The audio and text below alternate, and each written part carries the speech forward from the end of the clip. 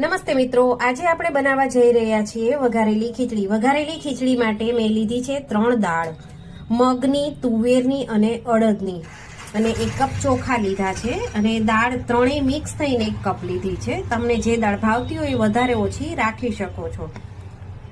અત્યારે શિયાળો છે તો મોટાભાગના લીલા શાકભાજી, લીલા વટાણા, ફુલાવર, રીંગણું, બટેકું, આદુ, દૂધી, મરચું અને ટમેટું લીધા છે. હવે એને આપણે ઝીણું ઝીણું સમારી નાખશું.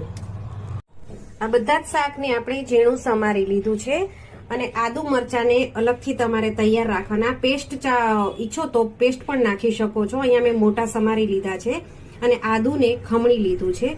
આપણે લસણ ડુંગળી નથી યુઝ કરતા, એટલે વઘાર માટે આનો યુઝ થશે. અને આ દાળ ચોખા પલાળીને સાઈડમાં રાખી દીધા છે. તો હવે આપણે વઘાર કરશું.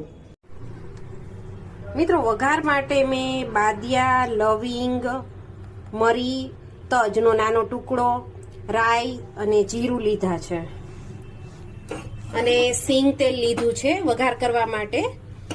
તમને થશે કે ક્વોન્ટિટી આટલી ઓછી કેમ છે, પરંતુ મિત્રો આજે હું અને પરી 2 જ છીએ, તો 2 જણા માટે આ ઘણું થઈ રહેશે, એટલે મેં ક્વોન્ટિટી ઓછી રાખી છે. આપ ઈચ્છો તો એને વધારે ઓછી કરી શકો છો. મિત્રો, આપણે લસણ ડુંગળી નથી નાખતા, તો ફ્લેવર માટે આપણે આખા મસાલાનો ઉપયોગ કર્યો છે, અને વઘારમાં આપણે આદુ નાખીએ છીએ. આદુ આ રીતે બધા જ વેજીટેબલ્સને કુકરમાં વઘારી લેવાના, અને બધા મસાલા કરી નાખો. મસાલામાં હળદર, મરચું, ધાણા જીરું અને મીઠું સ્વાદ મુજબ. ગરમ મસાલો પણ નાખવાનો, ટેસ્ટ સારો આવશે. મસાલા થઈ ગયા છે, પછી આપણે તેમાં 1 ગ્લાસ પાણી ઉમેરશું, અને પછી તેને થોડીક વાર માટે ઉકળવા દેશું. મિત્રો, આ રીતે ખીચડી બનાવશો તો એકદમ ટેસ્ટી બનશે. હવે આ પાણી ઉકળે પછી જ તેમાં આપણે આ જે ખીચડી છે એને ઓરવાની છે. જો મિત્રો, પાણી ઉકળી ગયું છે.